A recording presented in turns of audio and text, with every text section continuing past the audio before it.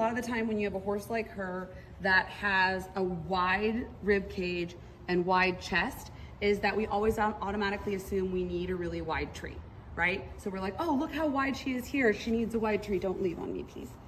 And so the mistake is that the tree, the width of the tree has nothing to do with this part of her back or her barrel. The tree point only goes to here.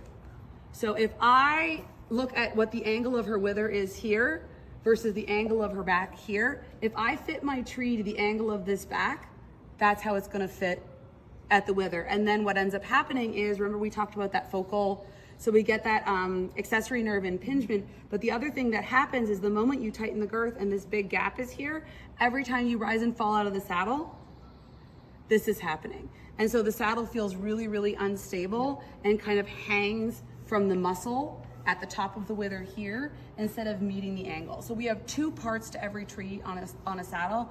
We have what's called the tree arm or the gullet area. That's what fits here. And then we've got the body of the tree, which fits back here. And so those are two separate pieces that we want to fit. When we adjust trees, this part does not adjust. It's this that adjusts. So when we're talking about tree width, we're not talking about the spine, we're not talking about the rib cage, we're not talking about the chest. We're literally talking about this shoulder and the angle in that wither area right there. In this video, I want to talk about tree width, and for that we have to start with the tree point. This tree point gets wider or narrower on an angle depending on the wither shape of the horse. You can see here how it would fit over the withers. Now, if we look at this wider tree in this wider treed saddle, you can see how the tree fits down into the saddle itself. Now, when we bring the wither up inside this tree, we can see that actually we're getting a lot of contact on the side of the wither and not a lot of contact below the wither along the top of the rib cage. This is in fact a saddle being too wide and therefore causing focal pressure on the wither.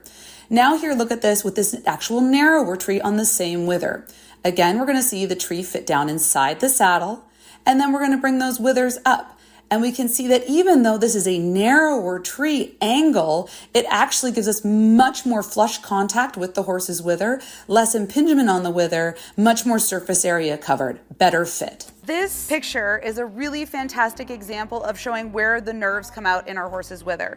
So if we're looking at the wither here, we can see here's where our nerves are coming out. And then if we look below where the saddle sits, we've got nerves coming out here. But if we have our saddle sitting along this line, then we are not hitting where those nerve endings are coming out. So if that saddle gets tighter towards the top, then we're getting really tight to where this accessory nerve comes out through the trapezius.